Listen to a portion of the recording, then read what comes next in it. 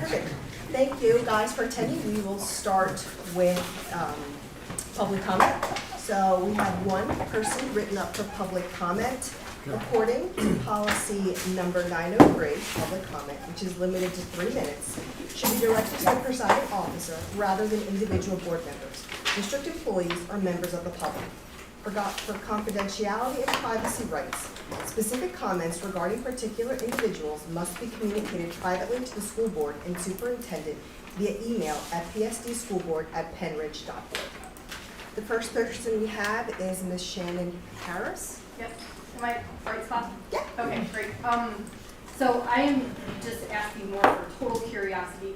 I knew about BCIU Head Start, but the early child education program, I just wanted to know, is that new aid just for this district, or is it new like across the whole county? It seemed, because it was no cost and like the BCIU was handling everything, it seemed like a pilot program. So I don't know if they're like piloting it in the district to go through the whole county, or you're piloting it here and it's going to be, is it something going to be permanent for next year? It's no cost.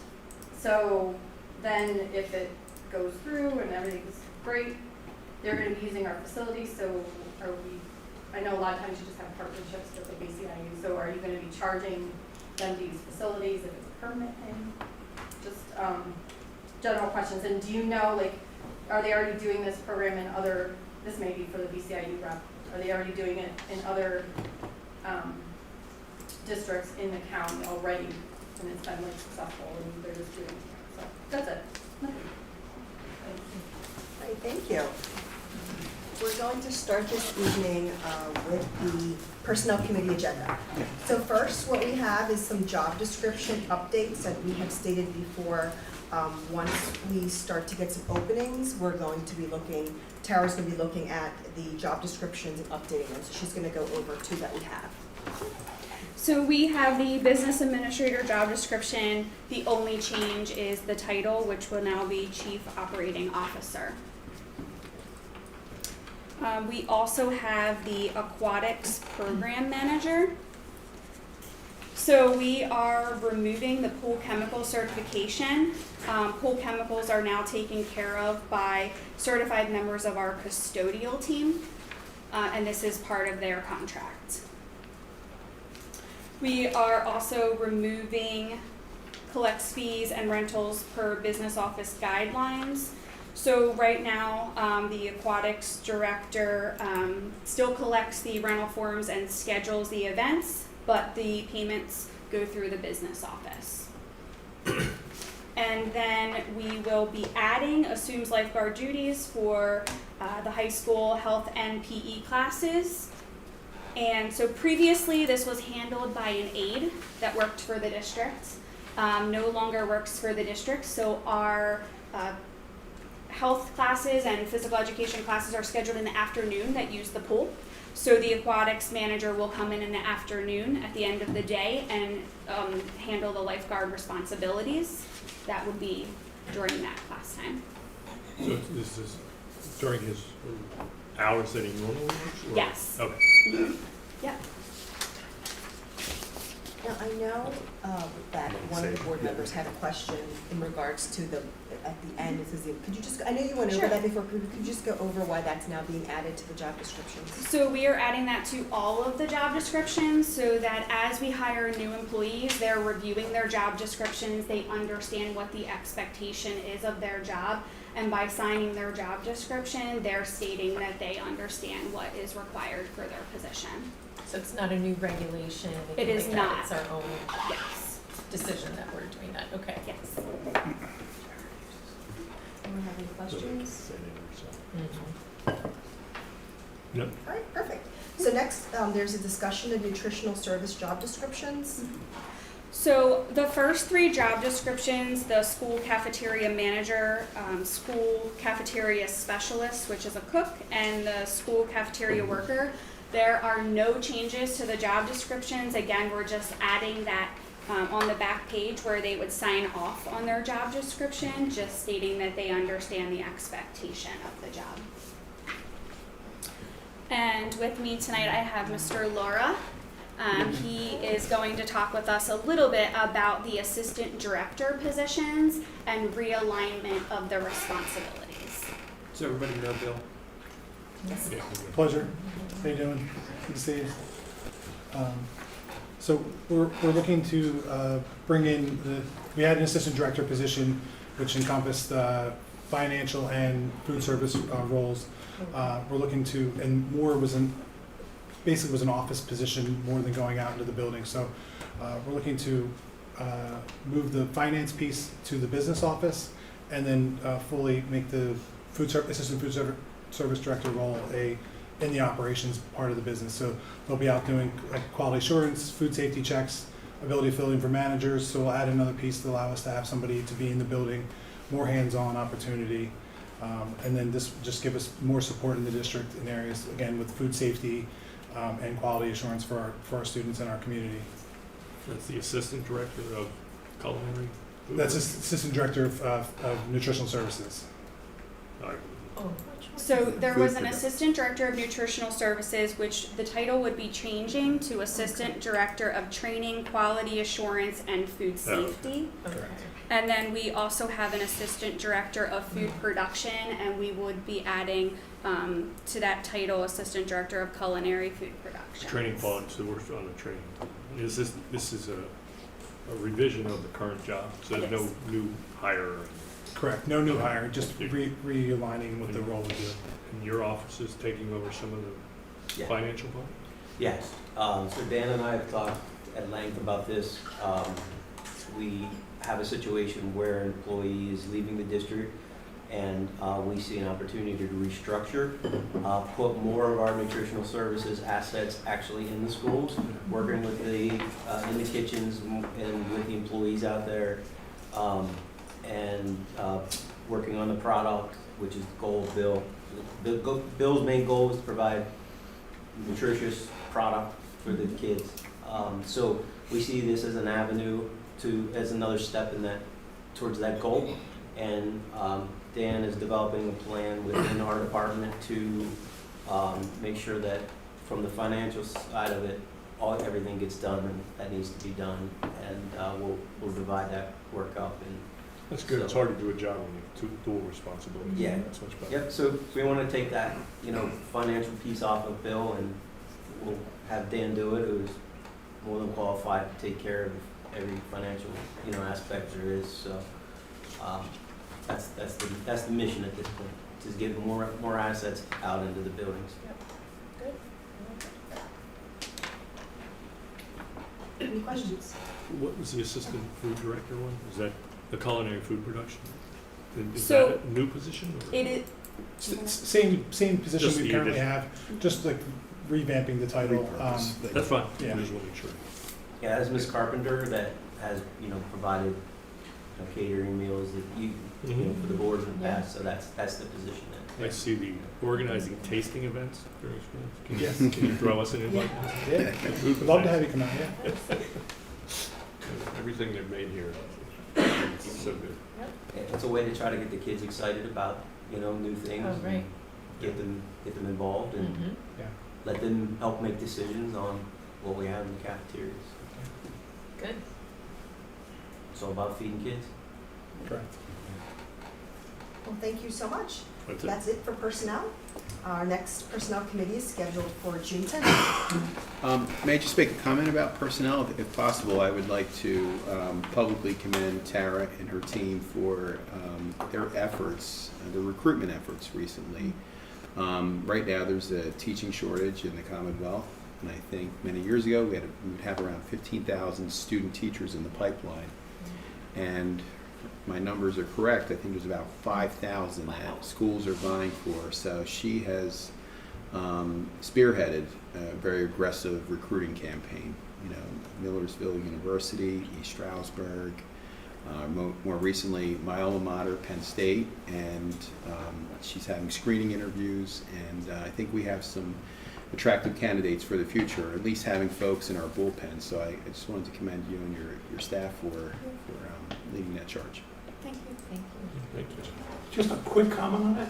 Sure. You might want to reach out to some of the board members or some of the people in the administration that might have prior contacts where some of these potential applicants or schools are coming from. So if someone could be going to a state school, they would be able to relate, maybe sometimes not, but still. So, can I? Okay, I'm sorry. So this year, we selected 7 schools to go to, and we reached out to all of our administration and asked if anyone would be willing to go to those schools for that exact reason, because Oh, some great. of them might have connections. Just one was East Stroudsburg. Ron Taylor, the assistant principal at North, he traveled with me, and he was able to be there for that recruitment fair. And we welcome all of you to participate in our Penn Ridge recruitment fair, which is coming on May 15th. So please join us, stop by. We're excited about that.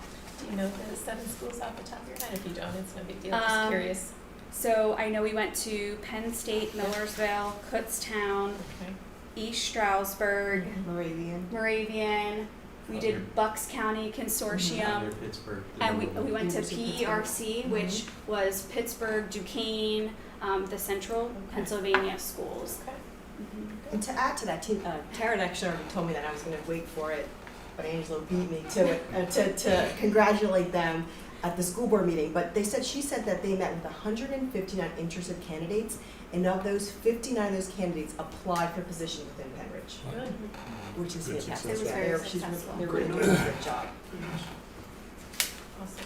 Great. So is it facilities Facility. next? Facility. Facilities. Are we up? Yeah, we're up, sorry. Okay, facilities meeting starts at 6:47. Let's start off the year with the school safety grant programs. Yeah, so I just wanted to give you some information. When the state budget finally passed in November, there were a number of grants that were included this year for school districts. Some for IU, some for the tech schools and so forth. The first 2 that came out were meritorious awards, which basically meant everybody got something. All you had to do was submit the application on time, fill out the information they asked for, and you got your allocation that was predetermined. So the first 2 are exactly that. The first was a safety award of $45,000. So Dan submitted that application, took care of that, and we've talked in our budget meetings about that. That grant is going to be used to expand our security guards down into the middle school level. We've had that position on the budget, and we've talked about that grant. So that's the grant where that money's coming from. The second one is the mental health award. This particular grant, this is the 2nd year for this grant, and currently that money is being used for the 3rd social worker position in the district. So we're allowed to continue, since we started that grant with that position, we're allowed to continue that position with that grant money. So that's what we're doing. We're going to continue to fund that position with the grant money, so we don't have to put that into the general fund budget. So Does that's that what go on for as long as, I mean, is there? as long as they keep renewing the grant, we will be able to. I mean, is there a time frame now, or every year they just decide to go again, or is there? It's based, whatever comes out of the governor's budget each year. So if it remains a priority for him in his budget, then hopefully we'll still get these dollars. But if, administration changes or in a few years, someone has a different idea, it could change. So the next grant is a brand new one this year, and it is a competitive grant for safety and security. And I have to thank Dan DeRiso for putting this grant together. He did an amazing job, and he got the district $450,000.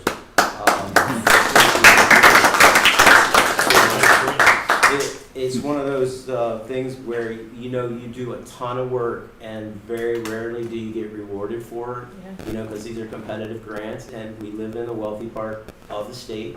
And normally we don't get these grants. And I will tell you, he did such a good job that we are the only school district in Bucks County that got awarded this grant. Wow. Everyone, I believe almost everyone else did apply, but Penn Ridge is the only district in Bucks County that got this grant. There may be maybe a handful, 3 or 4 in Montgomery County got the grant. So if you remember a few years ago, we had the Pennsylvania State Police come in and do the assessments, Yeah. thank you, of all the buildings.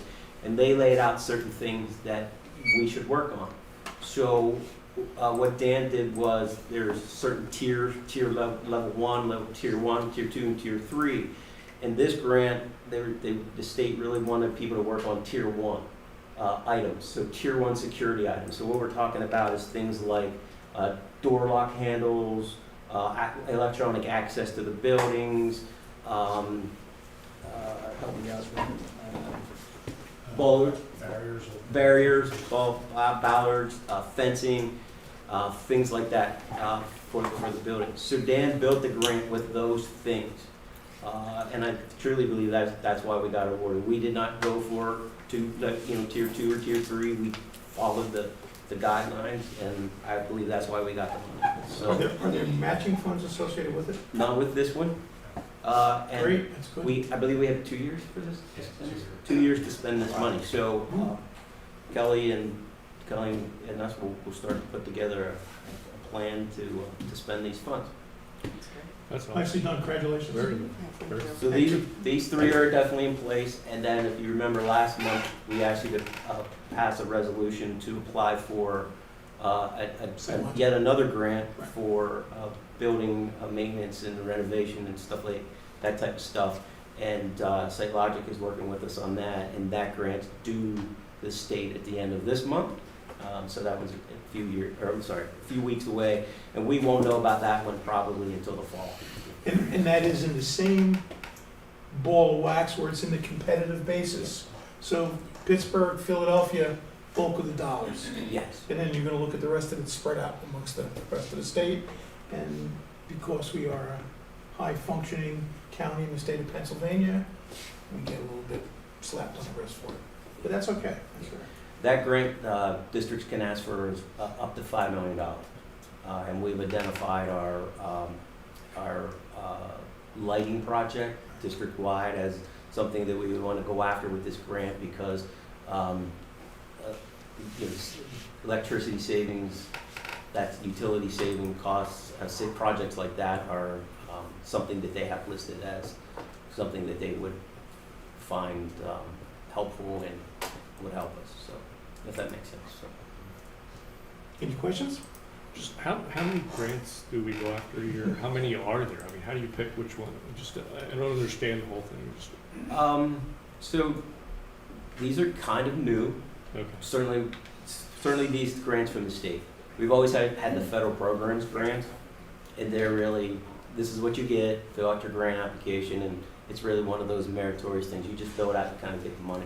These state grants are new, a couple of them, fill it out, you get the money, but these competitive ones, this is kind of new for us. And Okay. really, this one that Dan got, first one that I've known that we, got. Other than some small grants and nutritional services to do small things, this is definitely by far the biggest grant. And the difference is that grants are going through the Department of Community and Economic Development, which you've dealt with a lot. You're the commissioner. So yeah, it's run through the state, through Department of Community and Economic Development, so it has a tendency to get a slow pace going before the application gets approved. Yeah, it's a little different. There is one other grant, it's through the Department of Education, and it is for like asbestos remediation and so forth, and it is definitely for the poorer school districts. So we really don't have anything that would fall into that cat. So we just stepped back from that one. There was nothing that we could go for there. Makes So. sense. But we're trying. Yeah, that's One great. question back on the mental health award, the $182,000, is that one social worker for 1 year? That is one social worker, and that should last us a little bit beyond a year. It should get us into the second year. So. Okay, any other questions? Moving on Great to, news. excuse me, Ron? Great news. I just saw money. I agree. Number 2, obsolete items. We only have one list for you this month. It's from Grass Elementary School, 4 boxes of library books to be weeded. And there is a listing of every book with a reason that ties back to the policy. So that's all we have for obsolete this month. Any questions? Okay. Just, like I like what they did the reason, but it seems every library does it. It's different still. Because the policies below it says, 1, 2, 3, 4, 5. Like them to have the same system or something. Like the obsolete list, Yeah. it gives a reason, which is great. Mhm. But we have a policy that says, code on the policy. To say number 1 or So it something? says, there's, so you can track it if somebody wants to. Okay. These can't, that's a minor detail. Okay. Thank you, sir. So use the number and the description. Whatever you pick, just so it's consistent. They did have descriptions in there as well. Yeah, Yeah, this- Okay. Yeah, in the policy, it's a number and a description, and I think yeah, you can just use the number. I know that this is the first time you've seen actually this is a new form developed based Okay. on all the discussions we've had in the last number Oh, of okay. months. So they've started to use this new form. Okay. And it was developed based on the feedback Oh, that okay. came from the Oh, I board didn't as know far that. as. And we just have to That's great. ensure Everyone all use- 11 buildings are using this. Yes, Yeah. yep. And that's why you'll get some of the descriptions that we got on it. So Yeah. it's good. It's a good way to go. Right. Okay, review facilities. So we have Bids. RFPs. RFPs and bids? It's up here, I don't have them in front of me. So we have 4 RFPs that we did for various things. First, we have the transportation and maintenance uniforms. We had several vendors that submitted proposals, and after evaluation of these bids, Clemens Uniform was the low proposer. There were another one, if you look at the map, there's a number that is lower than Clemens, but they didn't fully satisfy the bid. They didn't provide quotes for all of the items that we asked for, so they really couldn't provide the service we asked, so we did not consider that bid, or RFP proposal. So Clemens Uniform was the recommended contract for next year. Any questions on uniforms? Do you use them now? Yes, they're our current vendor, and it was good to see local competition. Previously, other vendors didn't even submit because Clemens has won it probably for the past 8 to 10 years. Yeah. So at least we're getting some competition here, which is good.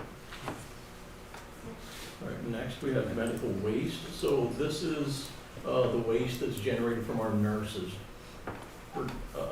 It's needles, sharps containers, those sort of things. Current vendor is Medflex. They were the number 2. So Advantage had a better price for the services, and that's what we're recommending. And I believe this is a 3-year contract as well. This is year 1 pricing. Questions about medical waste? All right, next one is pest control. Our current vendor, Terminex, we've had for several years. We've been on a month-to-month contract with them. Their services haven't been that great for the last year, so we wanted to go out and get competitive pricing. Northeast Exterminators was our low proposal of $15,960. The other, Ehrlich, was almost more than double, and the other proposers did not submit. Really? They just don't like school business? So it's a bit concerning, and once contractors see these numbers, they may adjust in future years. But this is another one we typically ask for. This is year 1 pricing with the option to renew 2 more at the same price or whatever their annual increase may be. So I think we're locking in our price for the next few years. That's the recommendation. I would definitely. Great. So is the contact information on there? Should that be on? This is our internal sheet. We just gave you what we have as we That's fine. track it. Do we need to share this publicly? No. We could redact that for Just in future. case. Our last one is trash and recycling. And to mention, we do this regionally. So we go together with Palisades, Quakertown, the tech school, and Penn Ridge, so that we all go together and the smaller schools benefit from this. So we're trying to get vendors to come in. I mean, you look at our numbers, and I did review all the other school districts, but I'm really only concerned about Penn Ridge. you see the great Oh my God. differences between.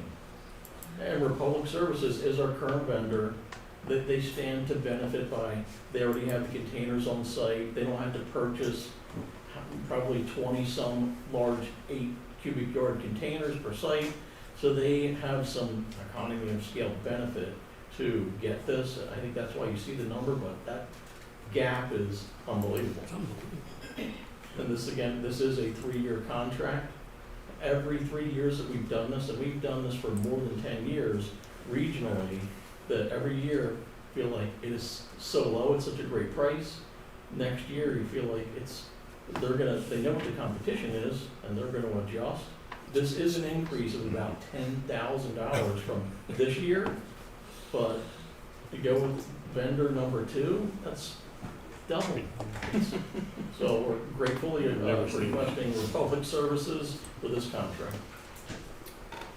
Any other questions? comments, questions? Are there any other options that you, I mean, with this kind of a swing, you're like, I reached out to as many vendors as I could, Whitetail Disposal, Yeah. there was 2 others. I think Palisades had someone in Lehigh Valley that they had worked with. yeah, can you These get a are longer all the deal? people we got to give us prices. Did you hear the question? Get a No. longer deal? Ask for a 5-year deal. Maybe less. And that is, When it's done, you know, it's a few $1,000s, sure. that's not a bad idea. That was his idea. But it's not their idea. Especially after they saw this presentation. Sounds like a winner. Thank you very much. Yeah. Number 4, we're gonna have a really good, we should have a good discussion on an RFP for engineering, project design and development, and construction management. As you know, we've had SiteLogics on site for many, many years. We've done a fairly adequate job. We've had some ups and downs with them with delivery of information. But overall, they've come through. It's been a little bumpy lately. They've had one of their site person for us has been some health reasons. He's no longer on site. We wish him the best. But at this point, I think in our discussion group, we all agree we just should look at other services, other companies that provide those services, just to make us feel that we're doing the right thing for the residents of Henridge. So discussion is now open. Do you want to add anything to that? I mean, you're the one who deals with them on this thing. I think this is fair at this point in time. It's been more than 5 years. I think just responsibly, we would go out and look for other services to make sure we're getting good value for taxpayer dollars. I think that's what this process is really about. There are, as Bob said, there's been some concerns recently. There's been concerns ongoing. I mean, particularly GISA is a concern. I don't think we want to be in GISA projects moving forward. There may be some opportunities where that's advantageous, but not for the majority of things. I think that's one of the key things that we're looking to change. But overall, we're getting the best value for taxpayer dollars. So for Kelly, anyone who may be watching this, can you just go over GISA versus a traditional bid project? Sure, so GISA's guaranteed energy savings versus a design bid project where you develop specifications and you publicly advertise that, so you're getting apples for apples when you're receiving bids. With GISA, you're kind of defining the scope of it, and the GISA contractor defines who are the contractors, who are the people doing the job, and they go through the entire scope and complete it that way, so it's less defined, and there's some risk involved for both parties. So I think in the best interest of the school district, bidding and the traditional method of procurement makes sense for us. Thank you. How would we release the RFP? Are there a short list of firms we want to request, or we publish it and the word gets out? How does that work? So both, we are, we'll send it to firms that we know of, Okay, that do this type of work, and we'll also advertise it. okay. And we'll send it to any firm that requests it. And we will put it on our website. Yeah. So we publicly advertise, we put it on our website, and we send it out to firms that we know of that do that work. So if anyone has a firm just send me the names, and we'll make sure we send it to you. Seems like The this short- might have, The short description of the services is 5-year capital planning, 5 to 10 year, and assisting in the development of specifications, the bidding, construction management. That's the short version of what we're looking to get.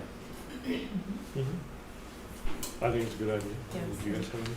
Yeah. You So I all was in just- favor of this? Yeah. Yes. I was just looking at the timeline for the approval of the firm, and it's for September. Yes. Does that give us enough time? I mean, I'm assuming that we would have projects slated for 25.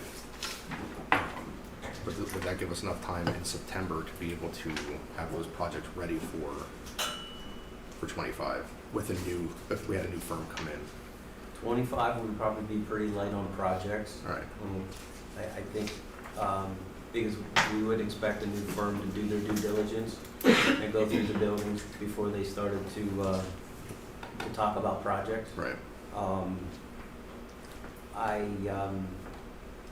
We also wanted to stay away from the summer months Mm-hmm. the best we can with both this RFP and the one we talked about last month for the legal services. Right. And try to kind of stage them so that you as a board aren't trying to go through both of them at the same time. So that's why this one I moved a little bit later. Right. Just trying to be reasonable with your time. Yeah, I know we had talked about it being a little bit lighter for next year. I just wanted to make sure that gave us enough time if a new firm comes in to be able to be ready for any summer 25 projects. So, as long as we feel comfortable with it, yeah, I mean, I think it's a great idea. I think it's a little bit of pain that you feel with the transition. Yeah. That we may be light on projects for 25. Just before we move on, I would like to reiterate again, I would really enjoy if we would figure out a process to regularly review the contracts that we have, just to make sure that we're not always just responding to an emergency, but rather so we can sit down, affirm what we're expecting of all of these different contractors that we're using, and can give them a review and say, yes, you're doing well, or no, we think we need to see what else is out there. You're looking for a contract spreadsheet. I don't know what I'm saying, but let's. I'm not being facetious, I'm No, not I serious. understand. Yeah. I mean, I think I've seen it before where it's like universities set it up as 6 months out, 8 months out that they start a review for the end of the contract. So, I mean, I think it's a good idea. But Just- ours are spaced differently too, right? I mean, you must have hundreds of contracts, right? Do they come out, when they come due, but how many contracts do we have that go on for, until we say something? Is there a lot of those? Your big ones are your legal services and this one, Okay. the facility services contract. There are a number of service contracts that we have in operations. I'd say at least 10 that I can think of offhand that are annual contracts that the board approves, and they have different terms. Some are 1 year, some are 3 years. In the future, they may be 5 years, but they're different terms, and that's typically when we look at that, we know the term's about to expire, and we're doing our due diligence, putting it back out there. It's not an auto renewal. We're offering it out and trying to get best services for So you money. bid those? Yeah. So they're reviewed, that would be the time to review them. Is there any Sounds that, like these have been the exceptions. I don't think Right, there's too I mean, many. I'm looking at the things that are the exceptions, where we're not automatically doing it like on a 1-year term, like Yeah. those types of contracts, like the one that Site Logic had. Right. Like logic. Every few years, we should be going, okay, let's take a look and see, is this still meeting our needs? So we've had them since, about 5 years. Let's see, 2018. So we're done about 5-6 years, so it's time. Yeah, It's- agreed. And I don't remember, has it been an annual contract that we, With SiteLogic? that we've brought So in the front of board board? passes a contract each time it asks SiteLogic to do something. So Mhm. each time that, Amendment. the amendment to the GISA project, Right, so the board passes each amendment. That, Right. yes, we want you to do this work, and then the board passes the contract to, we want you to do the engineering work to develop these summer projects. And then the board passes another contract with them to say, we want you to do the construction management of these summer projects. So those are the 3 main contracts per that, project. we put those in place each year. So truly, the relationship is an ongoing relationship, but at each stage, you approve them to do something. They really can't do anything without your approval. Like we approved the next contract with DCA, they can go up to $5 million for the lighting. So we approve that, We approve them to them to do. That's correct. apply for the grant. Correct. So is this gonna be different now, like with these RFPs coming in and now it's an overarching contract? Or no? This contract for this service I see as very similar. Okay, The development of the capital projects plan in conjunction with the district, and then the assistance in determining which projects are done, when they're done, and then the development, the engineering that goes along with the development of those projects, and then Okay. the construction management of the project. We could break those apart if we wanted to and say, we're gonna hire an engineering firm, we're gonna hire a construction management firm if and when we need it. Hassle. hassle, yeah. Yeah, it's, sometimes it's better to have Yeah, one, your hands on one group instead of them Right. going like this. yeah, Anytime we do, like a public bid project where you have multiple, contractors on site, the construction manager on site, because it's inevitable that the contractors start doing this and Yeah. blaming each other and pointing fingers and so forth, so you have to have that, on large projects, you really need that oversight. so once we decide on this contract, it's reasonable that a year from that date, we would look at it again? It's reasonable that, yeah, Yeah. I think it's reasonable you evaluate that, every year, and really, under our current situation, it certainly is something that we have evaluated as an administrative team constantly. Certainly every year, probably more often than that. And, what are the services we're getting? Are we happy with the services? Are things happening on a timely fashion? And so forth. And we've shared,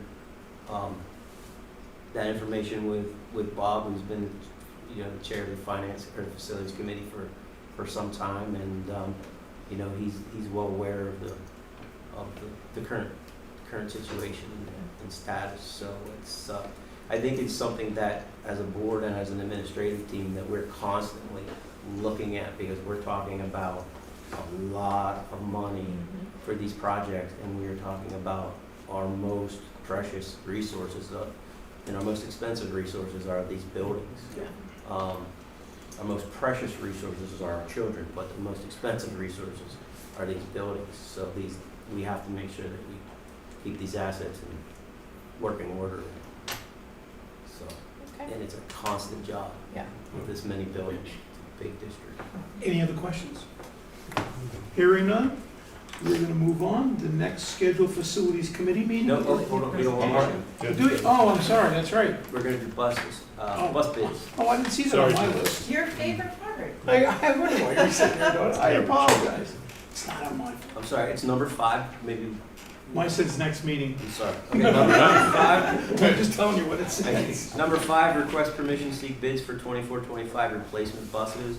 And Jessica's here to talk about that. She talked about this a little bit in her budget presentation, but she wants to show you what we need for this year and get permission to go to bid. Okay, so we had touched base on this a little bit with the budget meeting, and this is just kind of a recap of what we did last year. We'll have updated numbers after this year is completed. Current inventory here is what we have on the lot as far as the different styles and sizes of vehicles that we use daily. And here you'll see kind of a breakdown of the number of routes that we have per vehicle. And these numbers are currently growing right now as we're taking our work back, as we had talked about before.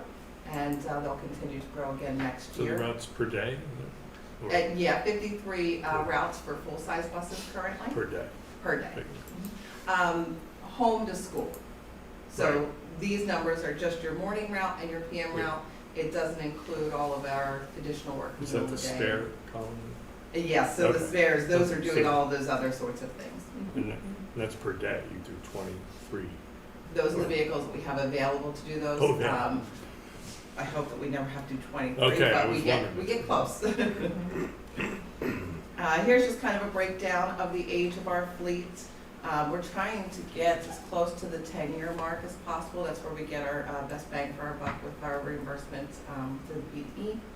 And we are currently at 59.66% of our fleet is less than 10 years old. What's it's the lease, what did you say, 10 years, does it go bad after 10 years? It gets worse, more expensive, or what? No, just our reimbursement through the PDE for the 249 report gets much less after 10-year-old vehicles. Our fleet mileage, I'm not going to reiterate all of these here, but it's just kind of a breakdown of how many vehicles we have that have those amounts of mileage on them. You'll see that we have 9 buses that are over $250,000 or 250,000 miles on them, and that just attests to our mechanics and how well they maintain the vehicles that we have that last so long. And so this is what we're looking to replace this coming year. You'll see 8 vehicles on here. We're looking to replace 7 of those. Bus 65 has a bad engine. It's not a well-designed bus. They're actually not making those vehicles anymore. It's a smaller vehicle. It looks exactly like the full-size buses, not like the ones with the box on the back. So that's not really repairable, and we're not looking to replace it because we don't have a need for it in our fleet. The other ones are all full-size buses that we are looking to replace with our bid.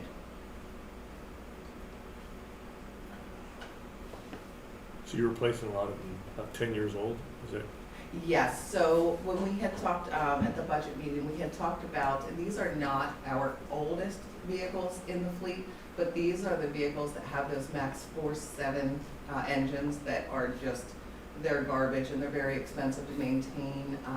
And some of our older buses are much cheaper on parts and easier to maintain and run much better than these do. So that'll be the goal, is to get all of those 13s with those particular style engines out of our fleet. Now, how did we buy those particular ones? I mean, we don't want to buy something like that again, right? I mean, how do you know the latest ones you're buying are really good quality? So we go through all of our bid specs, and then we go out to bid. And so our mechanic here, our lead mechanic, Ken, he will go through with a fine-tooth comb all of those specs to meet our needs for our fleet here. And so when we put our RFP out, it doesn't just say that we're looking for 7 full-size buses. There's particular details of everything that we're looking for on that bus, in that bus.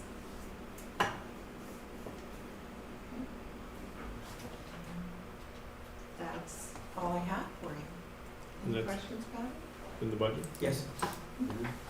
Yep, money's in the budget. Good. So we'll just be asking for a motion to approve, your approval to go out to bid for our buses, and so we can hit the street as fast as we can, because they take a considerable amount of time to come in. So you wanted 12 months?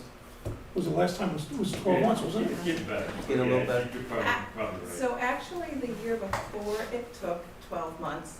The last RFP that we did, Ken and I decided to ask, so typically right now in '24, we'd be asking for 25 models, and we're gonna do the same thing that we did last year, this year, and we'll ask for options of 24s and 25s. okay. And so we actually, a lot of our bids last year came in pretty high. That's why we were like, oh gosh, it's gonna be like $150,000 a bus this year. And we got ready-done models that met our specs that were year 24, and we had them in a matter of weeks. So And they they had were, what, 126, 127. that's weird, you can't get them, but they have 1-year-old and sitting on a lot there. Yeah. And the year before, we actually got those buses faster than the year before. We did, buses. we did. We got Oh, these past year's bid buses, we got those first. And then about a month later, we finally got the previous year's buses in. Yeah, it puts us like further behind a whole year, so. Yeah. Yeah. it's- And Sounds so like- some of the reason why those took so long is because when Ken came in and kind of reviewed the specs of the buses, there was a couple of things in the specs that required manufacturers to make those buses specifically for Penridge rather than more of the stock model. And so when we looked through those specs and we went out for bid last year, we were able to get our buses faster because they're currently manufacturing that exact type of spec. That's So helpful. it's That's very really smart helpful, too. and it was very good for our pocket as well. Yeah. Well, you can kind of fit into the standard without compromising safety. It's a good thing. Correct. That's great. So you want to vote to go to bid or vote to? Yeah, we just need approval to go to Yep. bid, Oh, okay. to put these out for bid. Yeah. So we'll ask for That's that, we'll have a motion for that at the May meeting.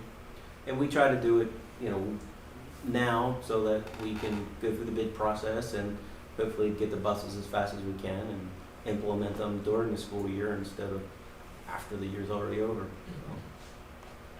And you have enough drivers for all the buses? We are still getting there. Are you still Mhm. adding? How many have Yes. you added in the last? I think we've added 9 drivers. Wow, that's great Mhm. compared to where we were. Right. That's excellent. We've lost a few, but, Yeah. well, to retirements and so forth. Yeah. And we have the yearly, attrition. How many routes have you taken back? About? I have taken back 3 special ed routes currently. We are planning to take back our Plumstead Christian students for the beginning of the year. And then as we continue to acquire drivers, we will continue to bring our work back. We're doing that by cycling through, we have a waiver through PESers for our retirees to help us out. So as we hire drivers, they take the routes that the retired people are holding down, and then we pull back something else, and the retiree will hold that down while we're hiring somebody for that position. Yeah, and it makes it really great because, it's difficult to offer somebody a position when you don't really know if you have something for them. Yeah. And so they hold those down while we're in the process of hiring right now. That's nice. It's a great system. Yeah, that's awesome. Very good. Any other questions? Hearing none, we'll close this meeting. The next facilities meeting is scheduled for June 10th, 2024. Thank you. That leaves us with finance, and we'll get right into it. Thanks for sticking around. Sean, you want to start with the review of contracts for approval? Yes. Yes, so, the first 2 contracts are, the Bucks IU, which our visitor, asked about, so I'll try to answer your questions. So this is not a new thing in Penridge. We've had the Bucks IU do, early childhood programs in the district for a number of years. It is, at, Sellersville Elementary School. And I do believe, though, that it's been maybe a year or 2 that we've had the second agreement. The first agreement is really the agreement to run the program, use our facility, use a classroom in Sellersville Elementary School. And then the second agreement is the MOU for the information sharing. So between the 2 entities, there needs to be an MOU about what information can be shared between the school district and the intermediate unit. So that agreement gets put in place because they're in our building. And then the two staffs work together based on that MOU and that agreement. But we've had on the early education program, the Head Start program / pre-K program in the district for many years. And it used to be at least two schools, and recently it's just been at Sellersville. So Does it just, sorry, I just wanted, does it just increase or decrease population of need of students in your district? So really, the pre-K is all handled by the IU. So you don't do anything? No, Okay, I so- don't. We work together as an entity. There's a need in our community for pre-K. We have some space, and so we share that space with them so that our kids in our community get to go to a facility here in Penridge and get to have those services. So it's a great team effort. So there's no money in this? No, there's no money I didn't think involved. so. I just- They provide enough value. So. So those first two are the IU. Letter C is Lakeside Youth. This is a renewal contract. This is for the 12 special education slots.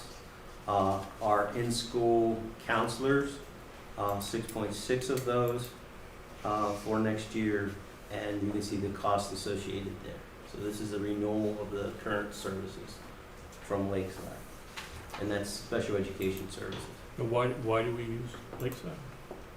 There are 12 placement slots for students that need those services So they- at Lakeside. Okay, so they go. They go there. Okay, And then the counselors are the crisis counselors. Yes. okay. That work with our kids within our schools. So we have So it's, the opportunity to send kids to Lakeside, but then the crisis counselors are here in our buildings working with our kids. right. So Okay. that's Lakeside. And what's the total there? Total for Lakeside is One. $1,106,000. So we have 12 slots guaranteed and 6.6 counselors, What does the slot mean? meaning they hold a place for a Penridge student. If you So we have 12 guaranteed slots for kids to be there meet, all year. all year. All year.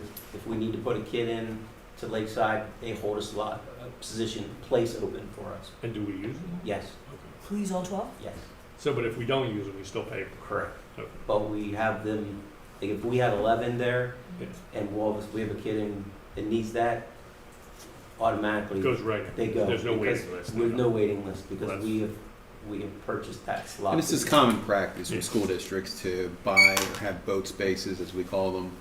And if we can't program for a child based on their IEP, then it would be an appropriate placement. Okay. So if we go to like 13, where does that child go? So if we needed If it's ever 13, we would have to reach out and ask them if they have room, and then we would have an additional charge. Be another additional. I don't recall, it could have happened, but I don't really recall off the top of my head having to come back to you and say, we had to use the 13th spot and we need to pay X amount more. I don't really recall that, but I think, it's not that it couldn't happen. Right. But How'd you come up with 12? You know? I didn't. No. That's fine. Yeah, I didn't. It's just, is that from past I'm experience? sure it's based on our experience and our need. Because but- if we're wasting them, then it's. Yeah, but yeah, we certainly don't want to run out of Right. space there. it's a fine line, Yeah. making sure we have the resources available when we need them, but not wasting money. Mhm. Absolutely. Then the next contract, D, is Keystone Freedom Academy. Kind of the same thing. We have 8 slots there for students to attend Keystone Academy, and that's another special education services placement. Okay, the next two are E and F. They're LearnWell. LearnWell is the company that provides educational services for our students that are in a medical facility. Yes. And we pay $57 per hour for those folks to go in and do the education piece when a child's in a medical facility. The next is Bucksmont Academy. Oh, it's just two. Again, this is a special education for slots. These are per diem slots, so we pay per day as we need them. And then also regular education slots paid on a per diem basis as we need them. So this is as needed. Yes. It's a lot less too per day. Yes, but it's most likely very different services I than the others. so. Sean, do we have exact numbers for E, F, and G that we spent last year? Because we're getting a per diem cost, but there's a yearly cost I'm associated with each one of those services. Yes. We could run some reports on that and full cost for LearnWell and. So LearnWell has a upfront cost or just No, an it's just app? per hour. Just per diem? Yeah, Okay, It's so per you diem, pay so based per on hour. how Yeah, many- how much? LearnWell is per Per hour. hour. Yes, I'm sorry, per hour. Right, yep. Yep. Per hour. That would be helpful. One hour. Thank you. That should- The next contract is, I put Sweet Stevens back on the, this month, Yeah. because it got tabled last month. And I know this is a conversation really about timing from Like Mr. Barrios and me, and my standpoint, because we're a bit concerned with this. We're doing an RFP and for legal services, and within that RFP, absolutely, special education is included. That RFP doesn't come back until July 18th. Then there's a process where you folks need to spend some time, or not you, we need to spend some time together with legal firms to determine who you're going to hire. That is most likely the quickest going to be the August board meeting to get approved. Could be September. It's going to, depending on how many firms we get and how many you want to interview and so forth, and how fast that process goes. But effective July 1st is when the Sweet Stevens, this document changes for Sweet Stevens as far as their pricing. I'm concerned about having a time period from July to whatever that date is that the new solicitors put in place, if a new solicitor is put in place, that we have no counsel for special education. I know it's the summer months, but we're talking about the summer months. Really, special education never ends. It never ends. We have year-round programming going on. We have extended school year services and so forth. Our folks are working on IEPs and so forth. Special ed never ends. It doesn't take us a break in the summer. So I'm concerned about not having a lawyer in place for our special education department, especially,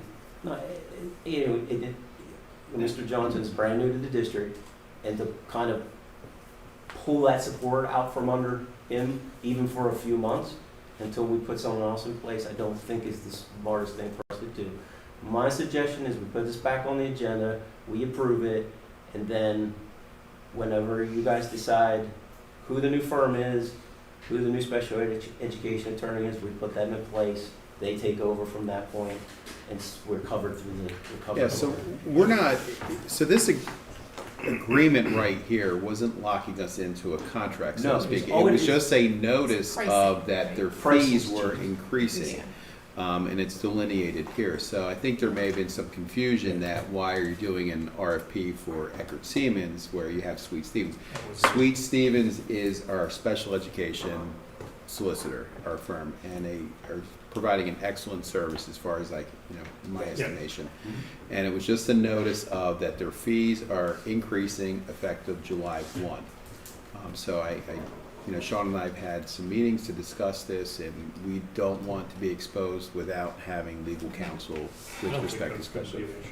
I mean, hear from Special everybody really education. quickly. This is not locking us in. Are we okay bringing this back? Yeah, I mean, I supported it at the meeting, knowing we're going out for RFP, because if we need services, what do we do? Right. I don't think that's a risk we should put No, upon you can't. ourselves, So is there a possibility that with the RFP that we issue for legal services that we could pull two, like one for solicitor, one for Absolutely. just special ed? Absolutely. So, And and that's where I was like, my point was at the meeting was that it made more sense to approve it and then find the new special ed solicitor, Yes. because we can drop them at any Yes, time. absolutely. So it made sense to just, for continuity's sake, carry it on, find a new special ed solicitor, and then If we want. yeah. Yeah, if you want Yeah, to. yeah. I mean, because- but I think it makes sense for them to bid on it anyhow, to put a proposal in. But the original RFP had a provision for special education. Yes, it did. It was, And the one that we're putting out now has. So we don't need to issue two separate ones. correct. Just So Correct. blanket It's everything. all- It's all in the Yeah, we'll see original what we get RFP. back. Yeah, Right. and you could absolutely, you could interview two firms and you could say, we really like this firm, we think they would be a great solicitor. And we really like this firm, and they have great special ed attorneys.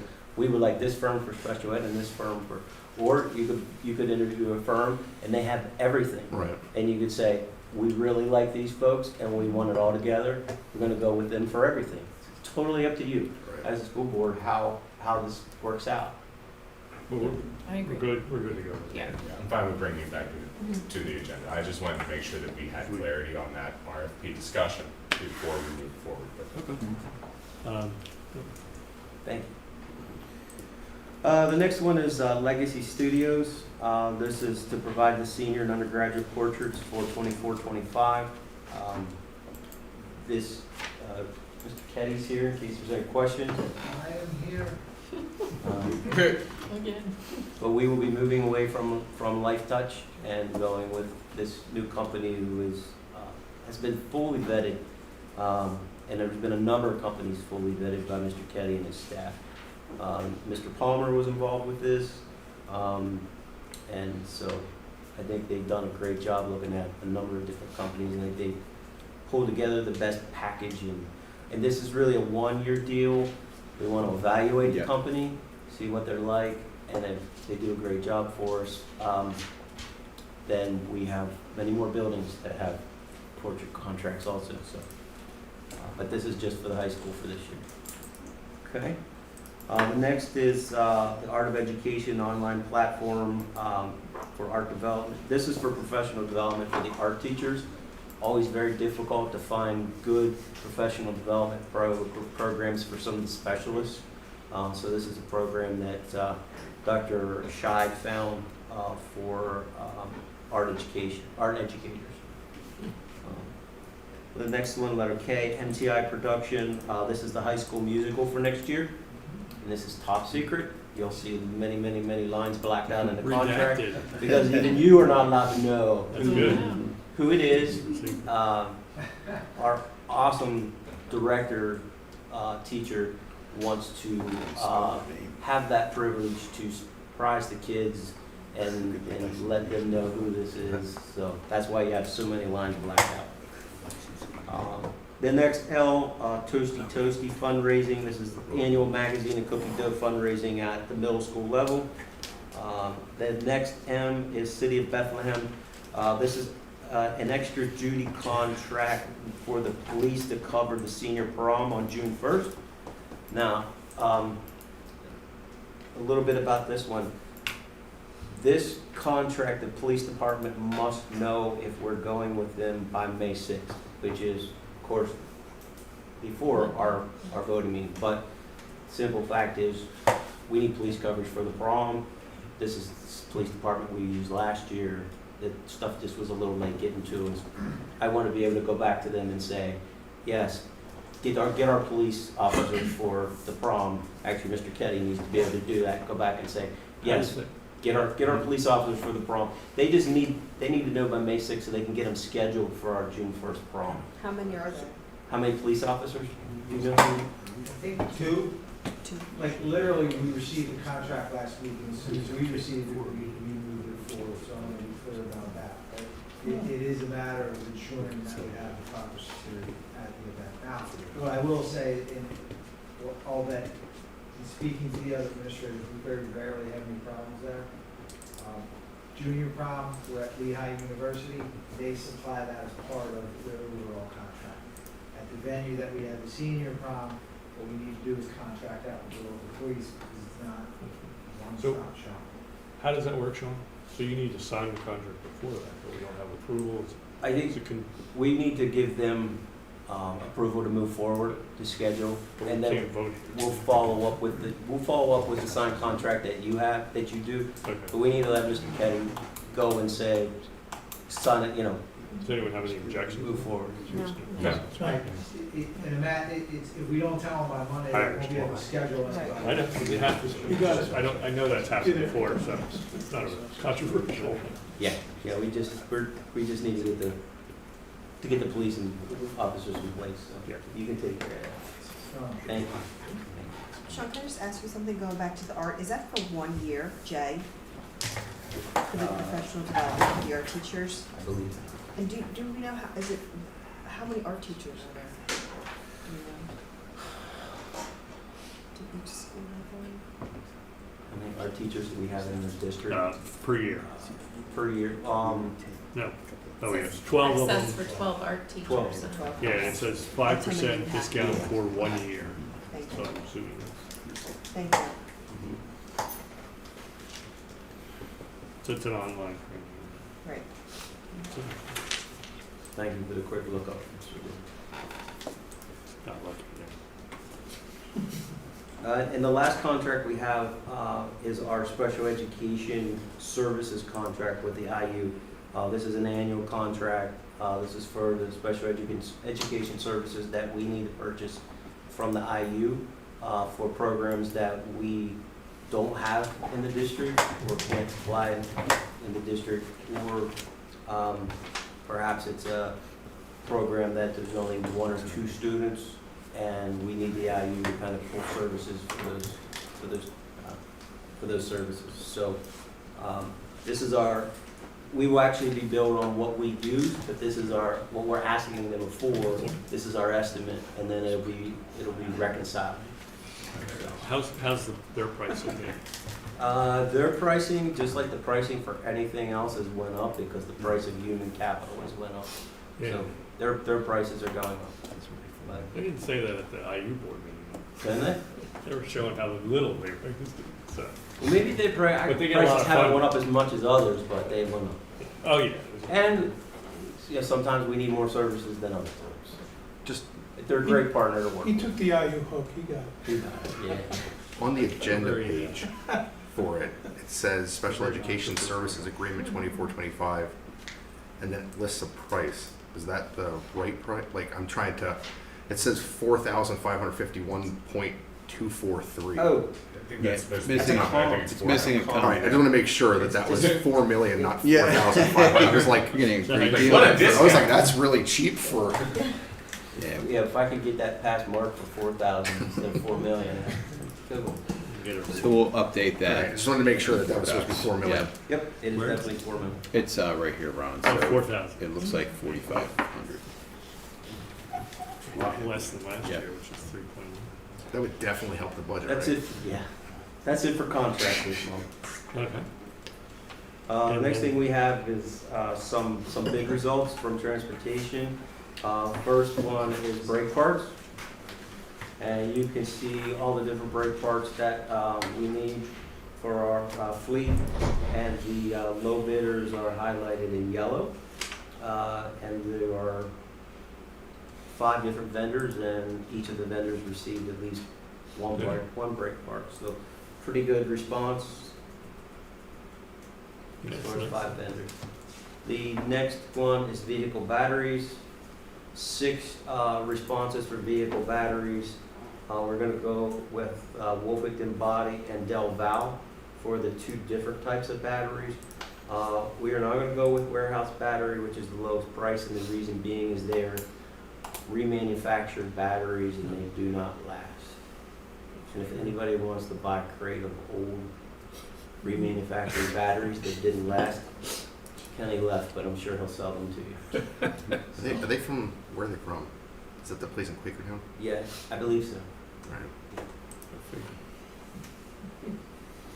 The next one, shop fluids, number of different fluids there. We only received 2 bids, and again, the highlighted items are the lowest bids for that one.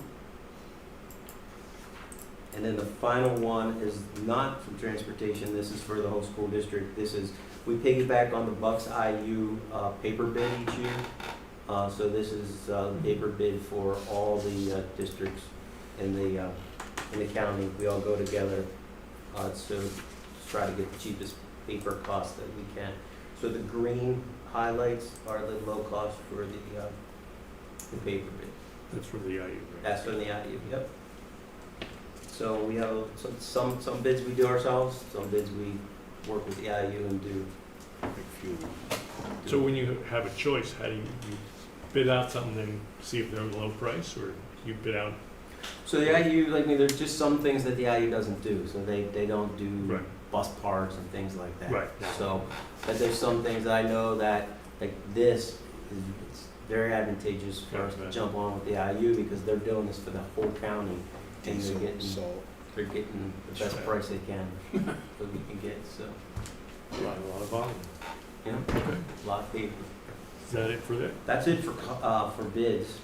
And then the next one is our, number 3 is our murder request, located in West Rock Hill Township by Mr. Zach Durstein. Did I say that right? Yes. Well, welcome, Zach. Thank You you. want to, Bob, you know him better than I do. You want to give us a little Sure. intro? Ladies and gentlemen, we have Mr. Zach Durstein here. Zach is the owner, president of Durstein Foods. They are a warehousing operation in West Rock Hill Township. They've had numerous growth over the past 15 years at that site, and I've known Zach for a while now. Zach came back and almost 2 years ago said, I've got an exciting project coming out of the Philadelphia ports. looking to build a cold storage facility. It's a request coming out of the Port Authority, looking to get product out from the main port so they can have more staging area. I think I have that correct.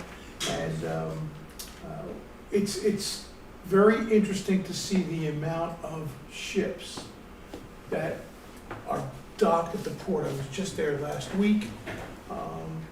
If you ever saw the movie A-Team, where the cargo ship blew up and all the little pieces, I gotta tell you, there's no way in hell that was real, because these ships are massive. And then when you look at them, all of the containers are different colors. What are the white ones?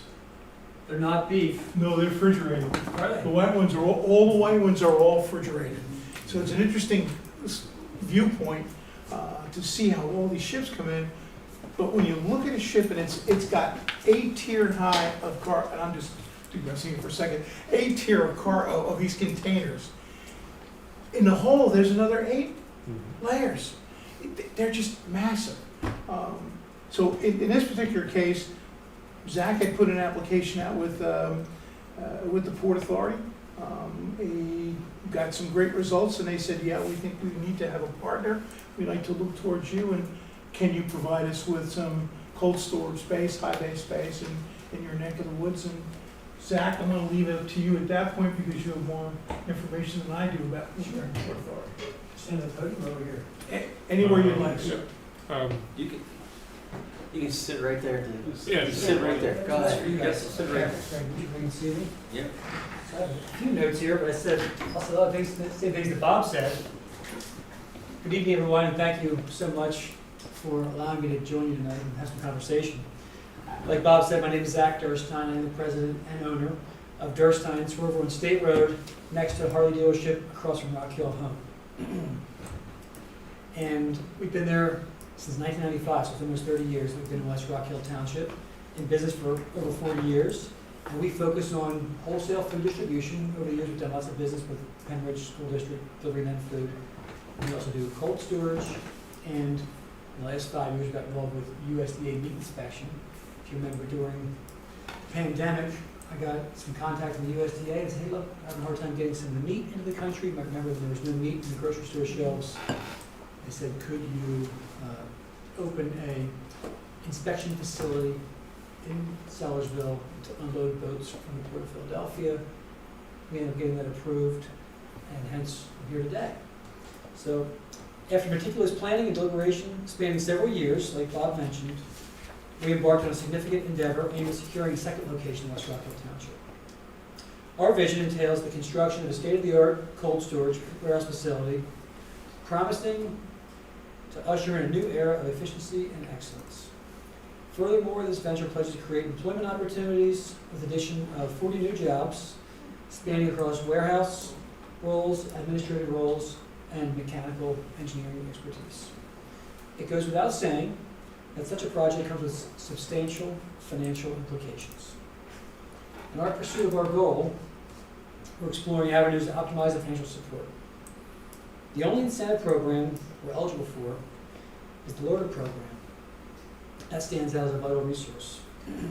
With your support, the implementation of a 10-year LORTA would significantly bolster our prospects of realizing this ambitious goal. In closing, I extend my sincere gratitude for your time and consideration. We stand on the cusp of an exciting chapter, and with your collaboration, we're poised to make a meaningful contribution to the community we proudly call home. Thank you so much. So Happy to take any I'm sure we'll have questions. some questions, but Yeah. can you explain LERTA, at least give them. So, yeah, LERTA is Local Economic Revitalization Tax Assistance Act. And it has been put in place, for, I don't know, maybe in the 1976. 1976. To be exact. So the goal of LERTA is really to provide tax breaks to companies that are willing to rehab or rehabilitate properties or new construction in vacant land. We really covered a wide, path or swath of things. And it really is it's a tool to attract, that local governments can use to attract industry to the area for growth. The thing with LERTA is any piece of property or any building already has an assessed value and a taxable amount. So the land this is a vacant piece of land, correct? So the vacant piece of land There's a house and barn there. okay, so whatever the taxes are on that piece of property now is what would continue to be paid by the company, even during the LERTA. What the LERTA does is gives a tax break on the new reconstruction or renovation or new construction of a facility. And LERTAs can be structured in a number of different ways, and it's really up to the taxing bodies to determine what that is. So for example, we currently have 2 working LERTAs within the district. One is kind of what I kind of see as like a revitalization project. It's the old Del Bar factory in Percy. The site was contaminated really bad, a lot of mercury in the ground and so forth. And a company was willing to take that project on to clean up that project or that site and then redevelop that site into housing, apartment buildings and also apartments and also townhomes. And that project's ongoing, so if you go down past the Ram down on 6th Street, you'll see that old factory and the way it's really, and there's people living there, and that project it came in a few years ago, and that LERTA was approved by the board. That LERTA is 10 years, so in the first year that the property becomes viable or taxable, it's 100% reduction in taxes, other than what was already taxable on that property. And then year 2, it goes to 90%, and it keeps going up until the end of the 10-year. The owner pays the 100% of the property, of the taxes. The second LERTA program that we have currently in place is the Sellersville Business Park. And that was vacant land. What's that? Where is that? I can't picture. It is right down in the middle of Sellersville, where they built a couple years ago, built all the brand new retirement homes. So if you're going from Sellersville Firehouse and you're going up that road, those buildings are on your right. Okay. To the left. Get to that intersection to the left. There's a vacant property out there with one facility on it. So that LERTA is a 5-year LERTA, 20% per year. And that LERTA was actually renewed. The 5 years ran out and there was no building on that land. And then they came back and asked for another 5 years. So taxing authorities renewed the LERTA, gave them another 5 years, and this one particular company built on that location. But there's still a number of sites down there that are, if building happened on them, they would start the 5-year process. Oh. So those are the 2 really that we've had. We've had one other LERTA request since I've been here. That was for the large buildings that have recently been built at the airport location. And at the time, the school board declined that LERTA. They didn't feel that it was necessary or justifiable for a LERTA to take. Yeah, there was a question on job creation, Yeah. and we didn't see that happening with just a pre-box. So really, the goal for the district is really to make a LERTA worthwhile for a school district or another local government is what's the district going to get out of the process, and if it's not going to get real estate taxes, it wants to get something else, right? So that comes from jobs, that comes from earned income tax. So the question is, so how many jobs are we talking about? So 40 jobs, and what type of earned income tax does that create? So my question would be, okay, what's the average income for those 40 jobs? So that would tell us, what we can expect potentially, in earned income tax. Now that has to do with where people live and so forth. So I'm taking the assumption that those folks that would work there who live in Penridge School District. So we can have some idea of what the district will get in increased taxes. And then, that certainly is a help. And then, then the second question is how long, if the board is willing to put a LRTA in place, how long do you make that LRTA? Do you make that LRTA 10 years, like the request is, or do you go with something shorter, like a 5-year, which kind of graduates up a little bit quicker, and then the district gets its tax revenue a little bit faster. So it really, becomes a question of, from the board standpoint is, does this make sense financially for the school district to do? Or if we don't, then they go somewhere else and we lose out on it. Right Absolutely. now, it's vacant, I guess it's just regular vacant ground, it's not. Well, that's a really good question. Let me just chime in here real quick. This is from the West Rock Hill Zoning Hearing Board.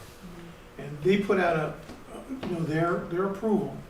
And it's interesting, an applicant for variance bears the burden of meeting the requirements set forth in their regulation, blah, blah, blah, blah. Number one, their unique physical circumstance or conditions, including irregularity, narrowness, and shallowness of lot size or shape.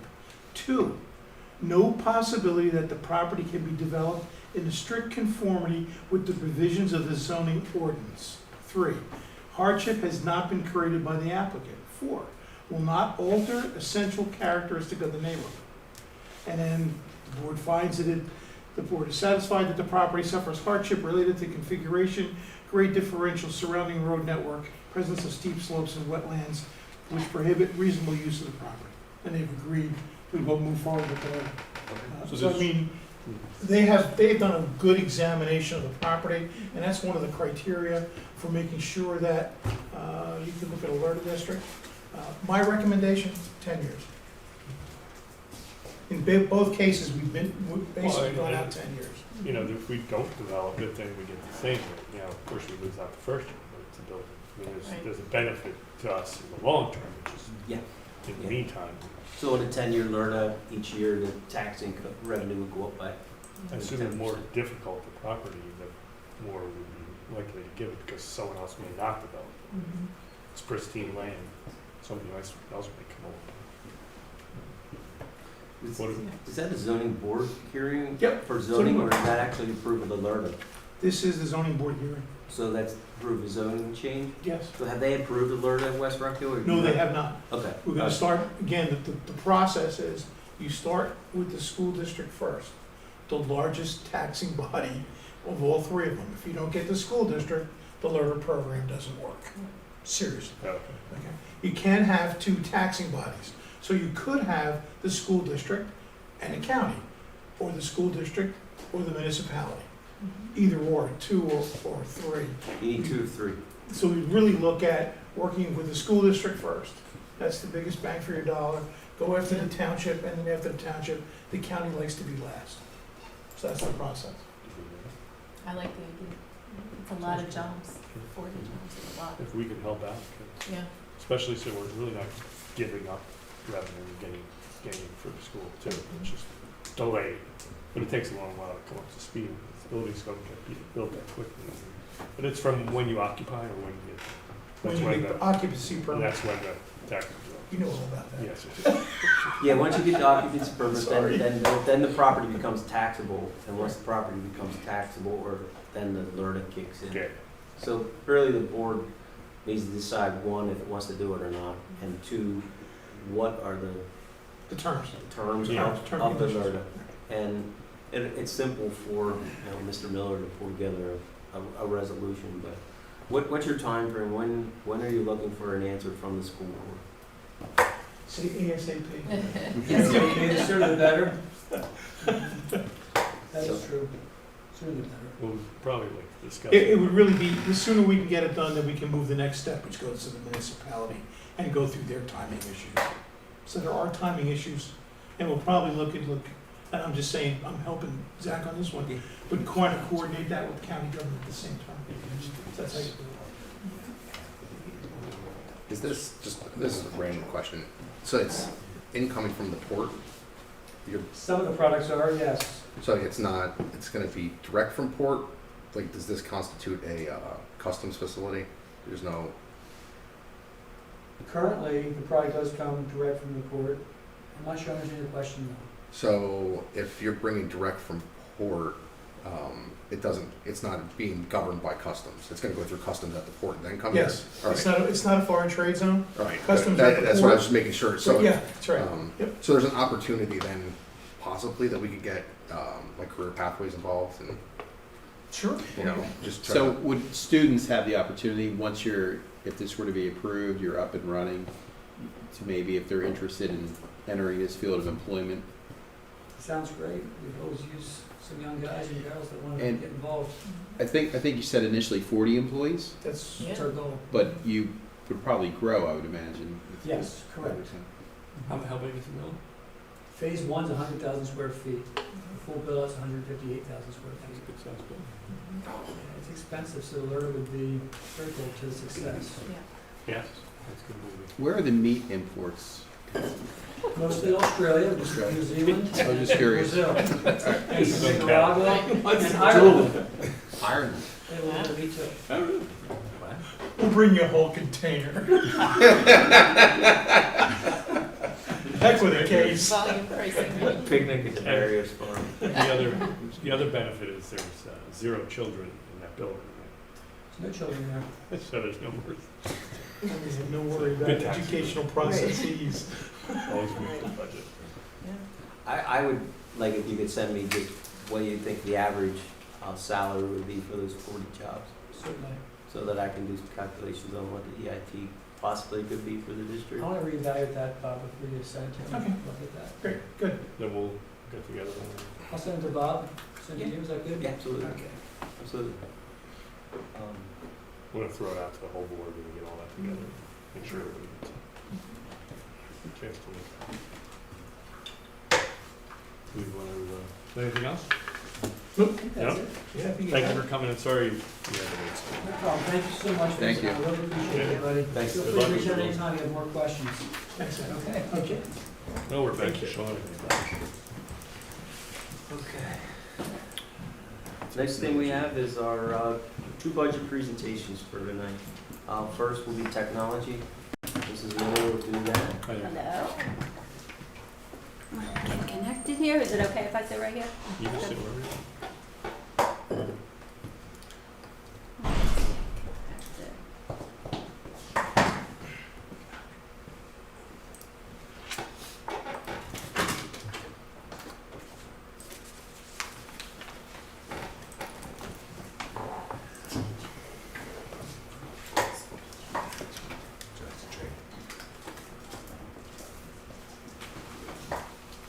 All right.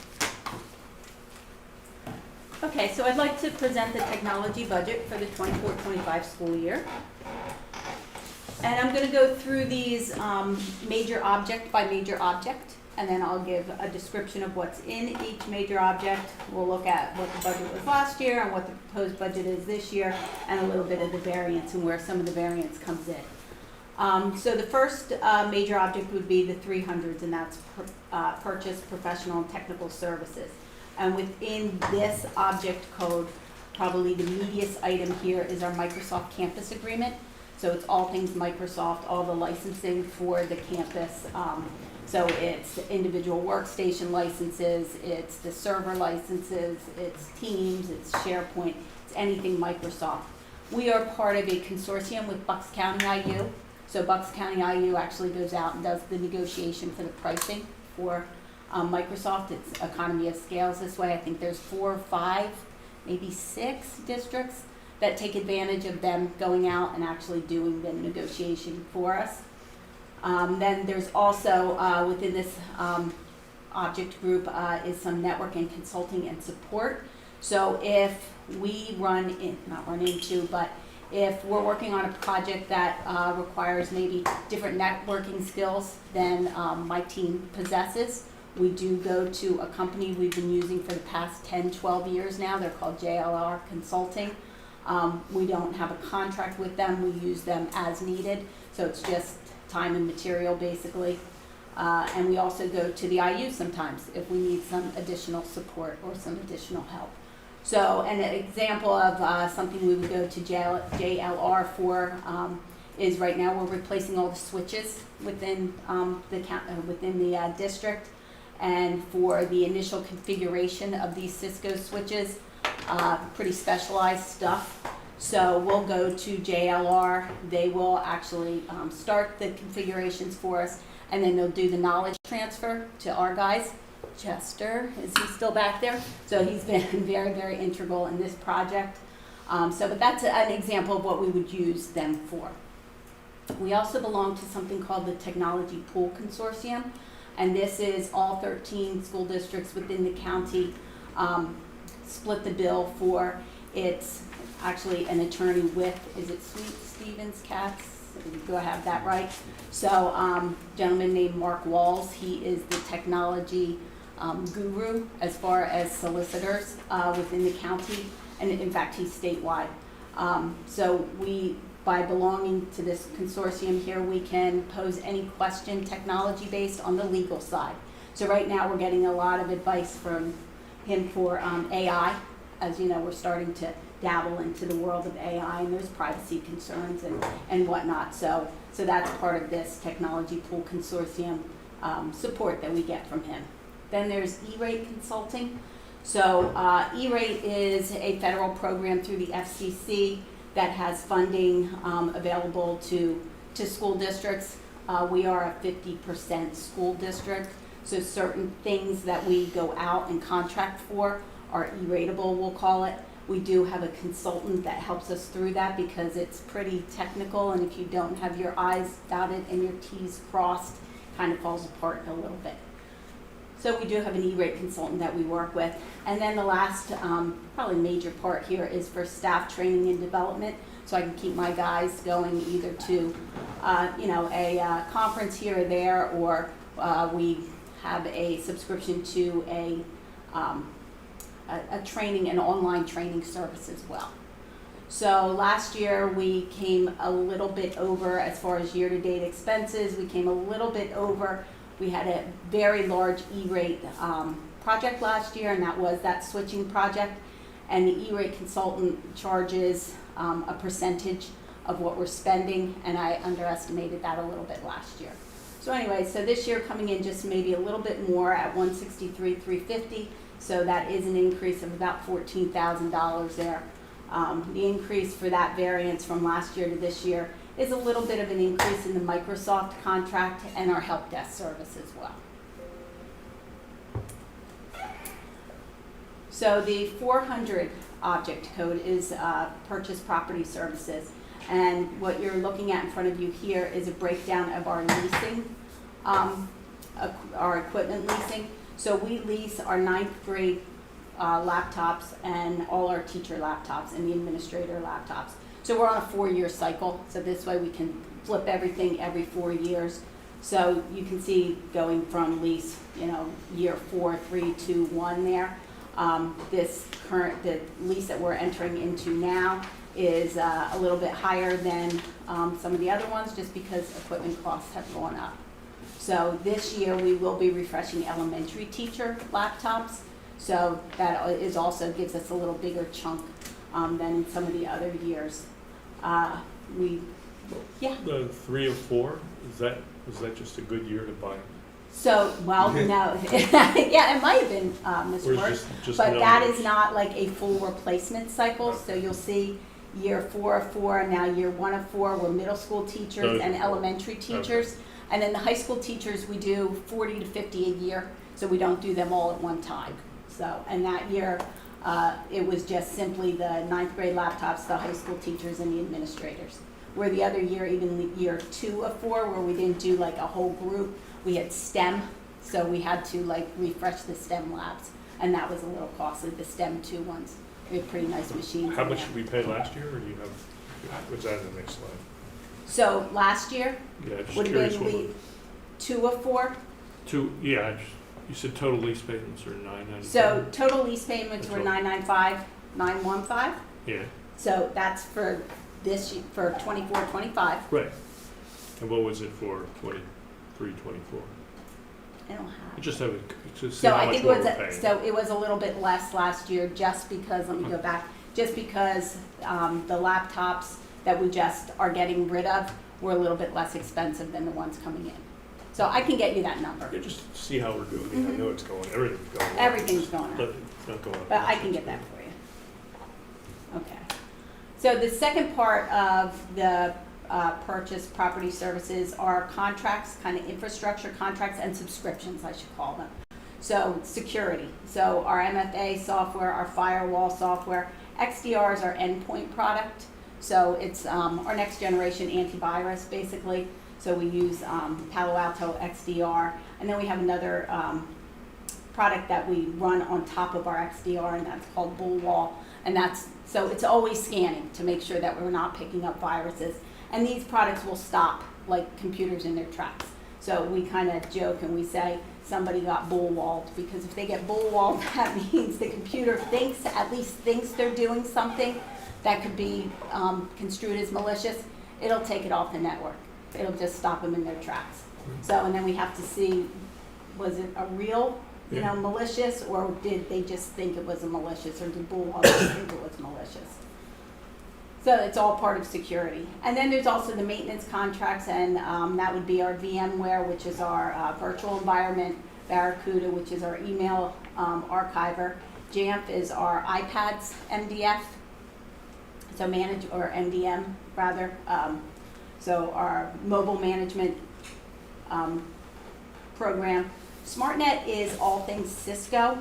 So we have a lot of Cisco equipment throughout the network, or the district. So the APs are Cisco, all the switches are Cisco, the phones are Cisco. So SmartNet just kind of is kind of an umbrella term for their support. Veeam is our backup solution. So we back everything up either on site or up in the cloud, and we utilize a product called Veeam. It's pretty standard across the industry. And then Nutanix is our storage.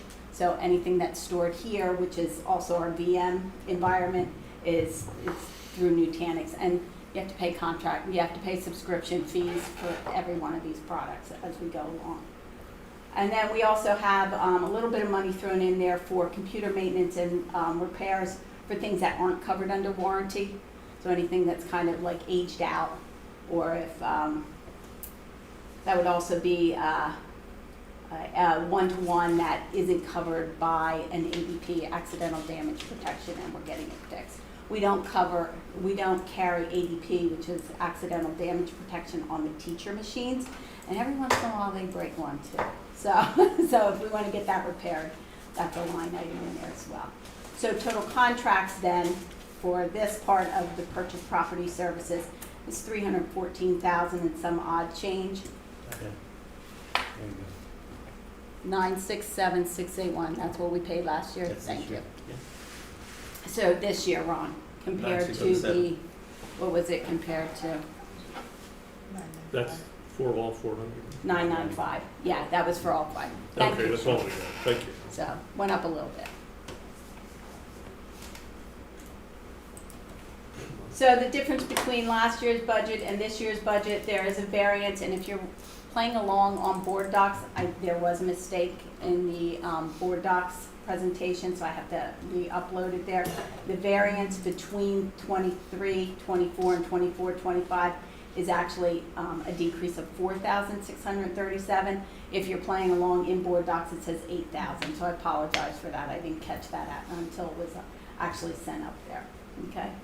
So we did go over a little bit on this in the object 400s also, just because SmartNet was a little bit more than anticipated last year when I did the actual budgeting for it. So 500 is called other purchase services. I don't know who comes up with these names, but other purchase services. And this is pretty standard right now, so pretty set. So we get our internet service through Bucks County IU. Again, we're part of this consortium to get our internet service. So we get internet service, or RWAN, Regional Wide Area Network, comes from the IU to down at the District Support Center. So that's internet coming into the building. Then we contract with a company called Crown Castle for WAN, which is Wide Area Network, which then takes the internet from the IU coming through into our property and goes out to all our buildings. So those are multi-year contracts, so they don't really change that much. What does change a little bit is that general property and liability insurance, which I think is really cyber insurance, isn't it, Sean? Yep. So that actually went down a little bit last year because we checked a lot of the boxes that says that we're covered, so that went down a little bit. So that's where that variance is coming in there. So it was about $14,000. So that's where that variance is coming in. And then also included in here is travel for my techs between all the buildings. And how much coverage does that give us? What is 3 it, million. 3 million? I think it's 3 million. So Yeah. it's not that much, probably. But like I said, we're checking the boxes, so it did come down a little bit. So we were happy to see that, actually. So then one of the other big heavy hitters here is this 600 group. So the 600 group is software/supply. So, and that includes a lot of different things that come out of the technology budget. So any annual subscription and support fee for platforms that are used district-wide come out of the technology budget. So it's the student information system, so PowerSchool, everybody knows all about PowerSchool. And PowerSchool runs the world now, right? So PowerSchool not only is the SIS system, but it's our registration system, online registration system. It's also eFinance Plus, which is our business HR system. That's owned by PowerSchool now. It's the Unified Talent Professional Learning Catalog. It's the Unified Talent Records. So PowerSchool kind of runs the world right now, and we pay for it. Also Board Docs, which you use on a regular basis. ClassLink annual subscription and support fees. ClassLink is our single sign-on platform that we utilize in the district. We have it branded PSD Key, so you hear people talk about PSD Key or the key. So everything that not only the students but staff have a dashboard, so they don't have to remember a million different passwords. So it's pretty nice.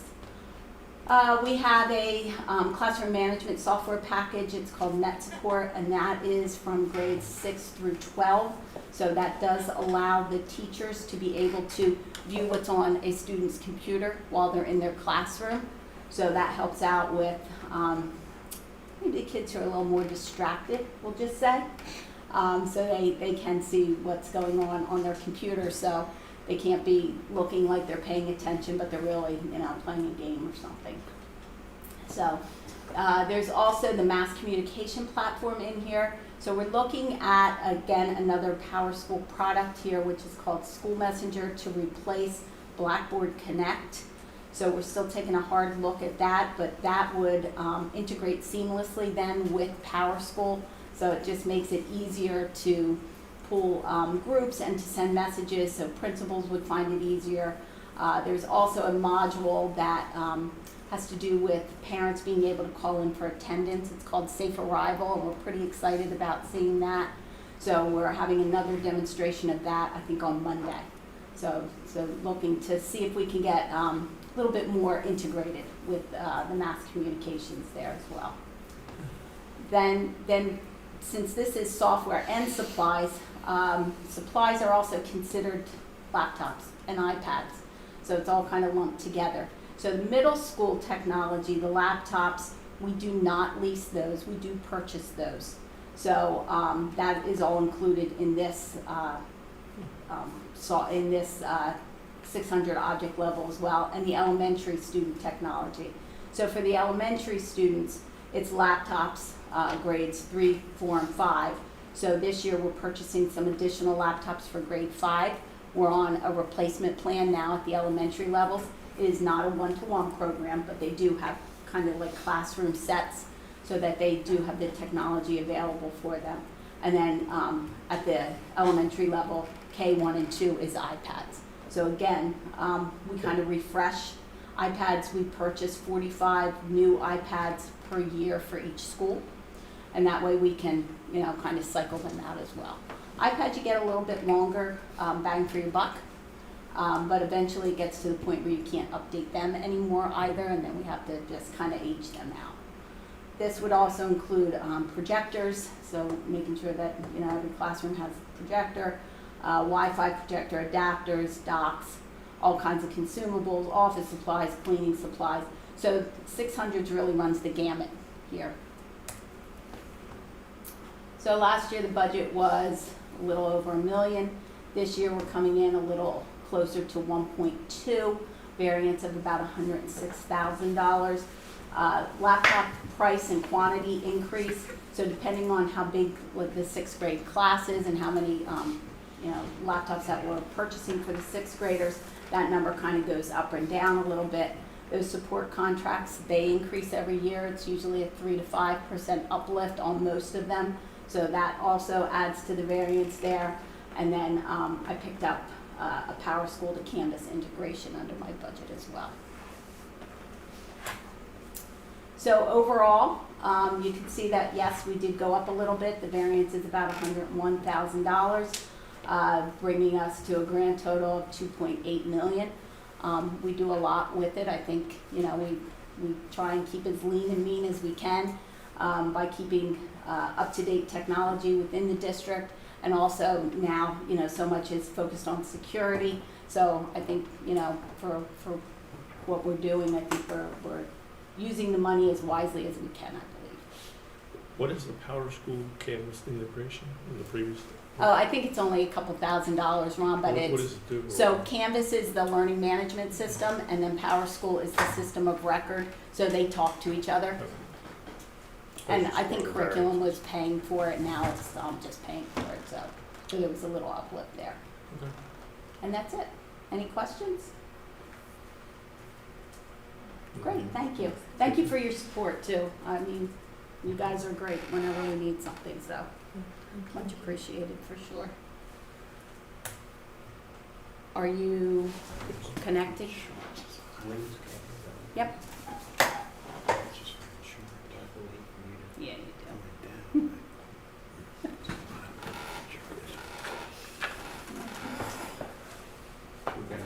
do. Yeah. Yeah, why am I not disconnecting? Because I can't see, that's why I can't disconnect.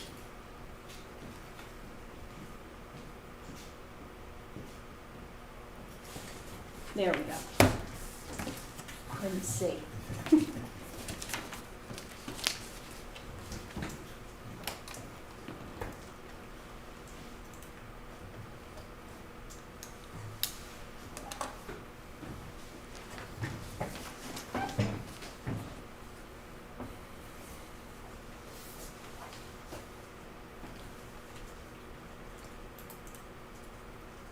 Okay. We'll do the 24-25 budget. This is our last budget meeting before we have our first vote on the budget in May. Our goals of this budget presentation is to provide you a status of 24-25 budget and then determine our path moving forward. First thing I want to show you is state property tax relief. This morning we've got an email from the state which outlined how much we are getting this year for property tax reduction. It's actually a sizable increase, $3,617,669. It's up from $3,016,000 this year. Why is that? People gambled more, I guess. That's where the money comes from. Absolutely. This is the gambling money. Great sports betting? Oh God, yeah. Yeah, this is the This is the first year that it's like casinos are profitable, right? Like this is the first year that we this is a pretty good hike. We were just about 3 the last 2 years, but it's a pretty good hike the year before that. It was about 2.5, and now it's up to 3.6. Yeah, so the the gambling industry in Pennsylvania is going pretty well. This is all the casinos and slot machines. This goes back to Act 1, right, Dan? Act 1.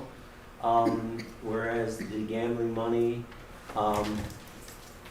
goes towards property tax reduction. So that was the selling point of getting gambling approved in Pennsylvania, and the casinos, be able to build the casinos, was to a portion of those proceeds came back to reduce property taxes. So our district gets 3.6 million from the state, from the gambling? Yes.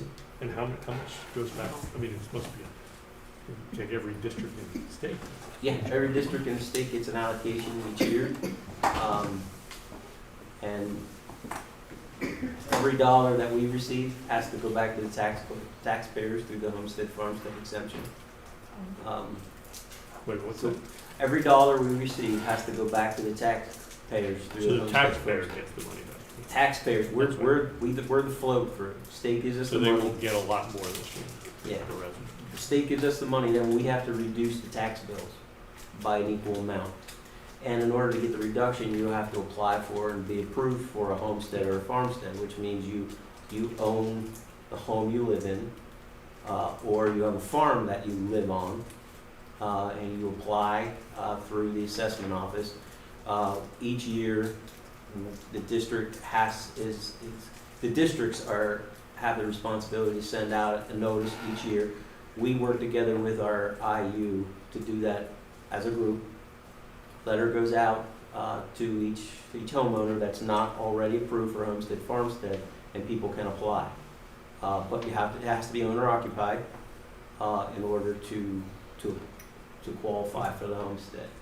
And the way it works is basically the number of homesteads, number of farmsteads, divided out by the amount of money you get. It works out to an amount per homestead, farmstead, and it comes off the tax bill as an assessed value, an assessment reduction.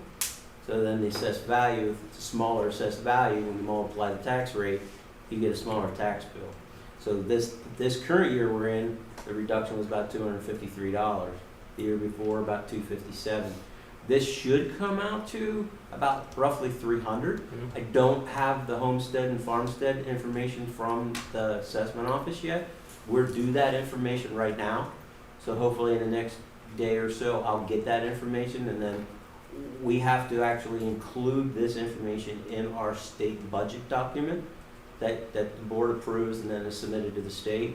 So there's a page on there where this information will go on that document. So yes, every dollar here goes back through to the taxpayers as a reduction. Now, the people that have homestead and farmsteads this year, since we are not raising taxes, will actually have a smaller tax bill than they have this year. So they're getting a tax reduction because this amount's going up. So That's great. So we'll have roughly, 11,600 or so homesteads and a few farmsteads. So, but once we have that information, we'll do the calculations and run the numbers. Okay.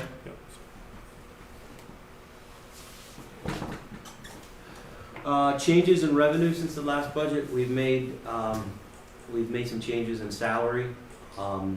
Again, this month, like we did last month, and when we changed salary, we changed Social Security expense and retirement expense, and we changed those expenses.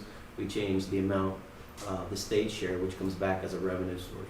So we're lowering revenue by about $59,000. This is the changes we've made to expenditures.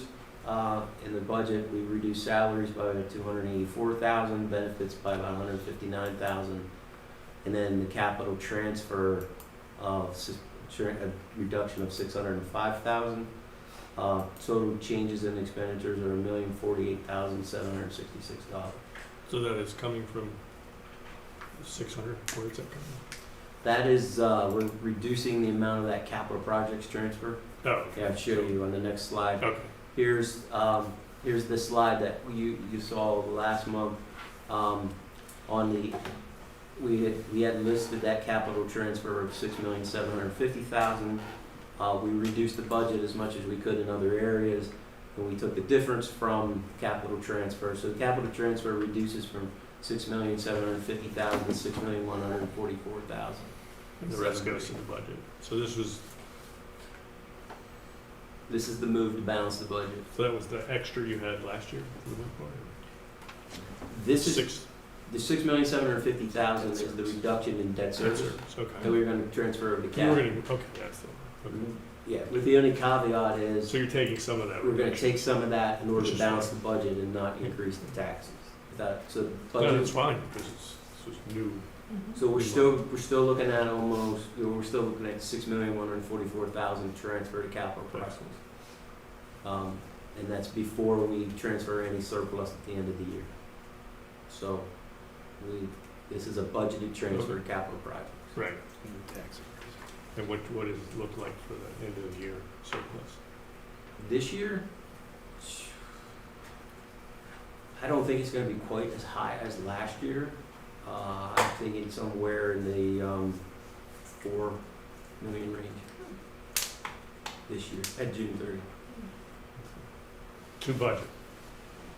So you're below budget for this year? This is the surplus. Revenue is tracking pretty much where it was last year.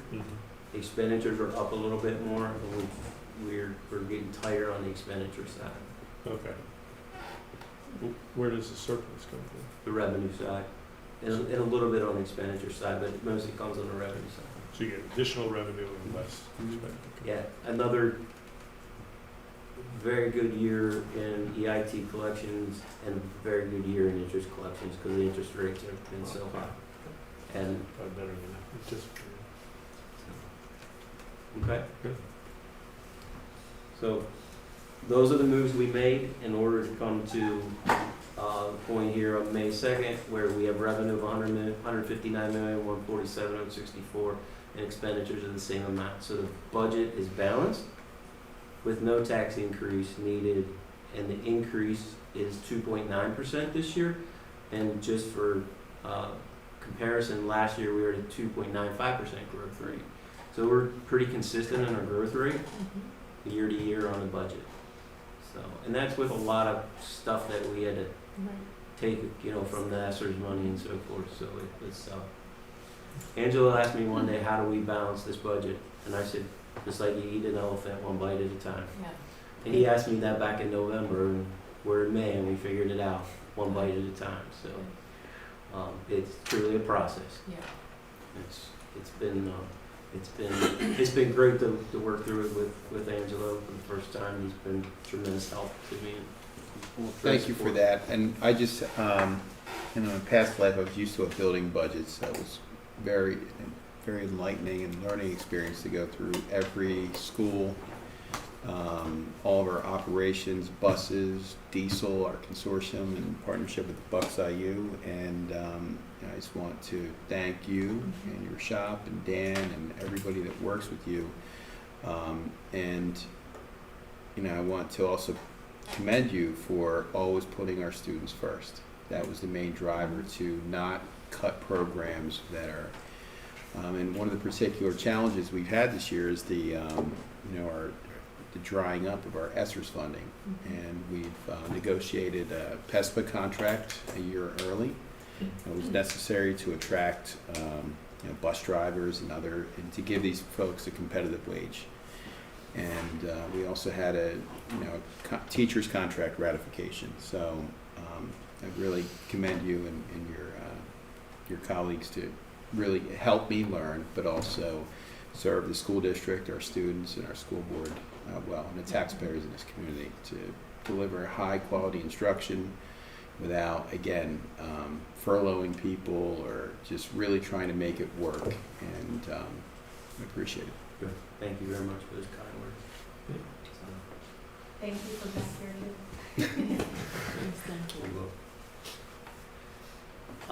Next slide is just the revenue summary. You can see the total local, state, and federal. Again, the lion's share of our revenue comes from our local taxpayers. That's why we're very cognitive of that impact on them and what raising taxes would do. This will change just a little bit because you saw that big increase in that number from the state on that first slide.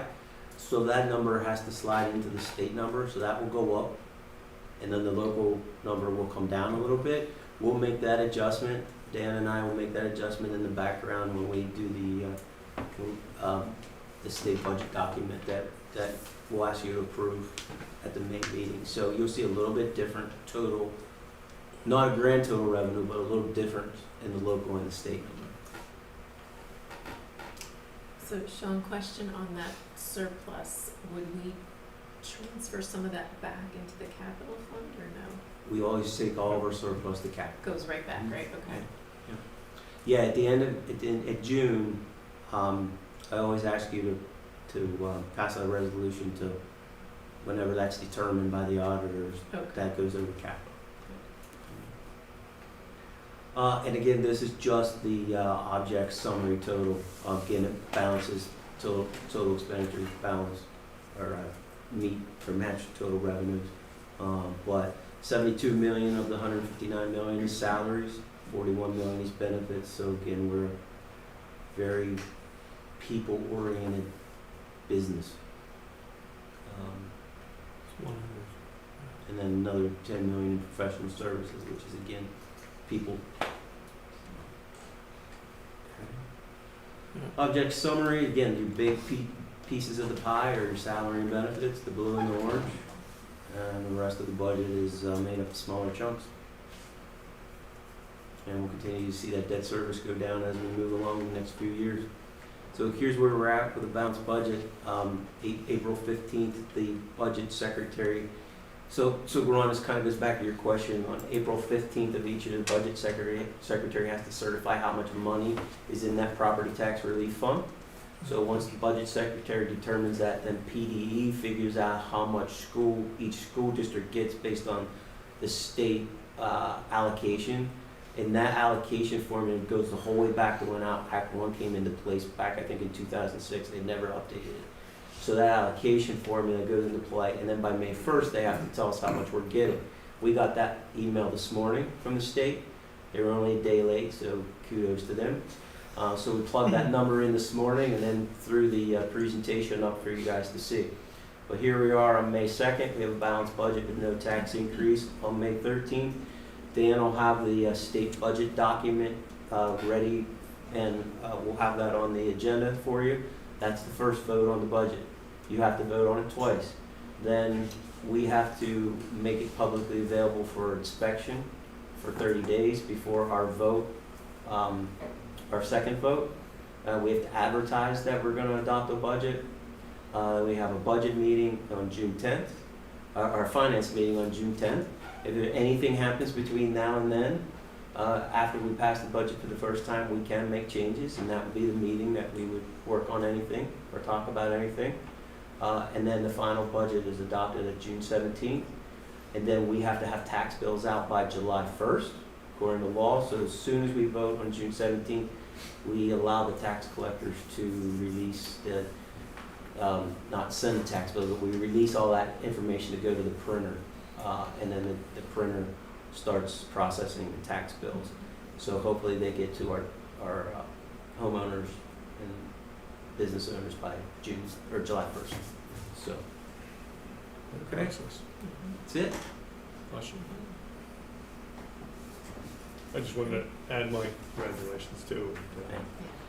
I think this is 8 years without 8 years in a row with no tax increases is incredible, and we're still growing and spending more money, and you know, the growth in taxes is great, but the money's managed well, and that's I'm especially grateful with all the residents are.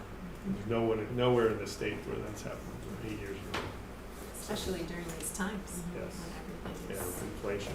going up, so. I'm blessed with a great team in the business office, and I'm also blessed with great directors like Kelly, Bill, Diane, Jessica, who oversees the 5 departments that I am in charge of. So I have a tremendous support system here of just great talented people that help and they pull their weight every day. And it's teamwork, and with a person like Dan, his financial background, his accounting ability, he leads the way there, and we're just very, very fortunate that we have the staff we have. It's not me.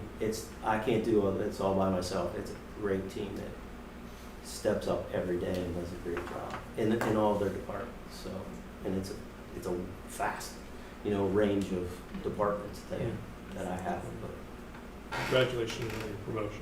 Thank You you. really, Thank you. the title is very appropriate. Yep. Appreciate it. Anything else? We've, Shannon, did you sign up for the end? If you wanna, you're the only one here. I did not. Okay. I didn't have a chance to go over the budget, but I can always ask. Yeah. Or email. Oh, yeah. Yeah, that's it. Okay. Good job. Anything else? That's my comment. Meetings. Good job. Okay. Meeting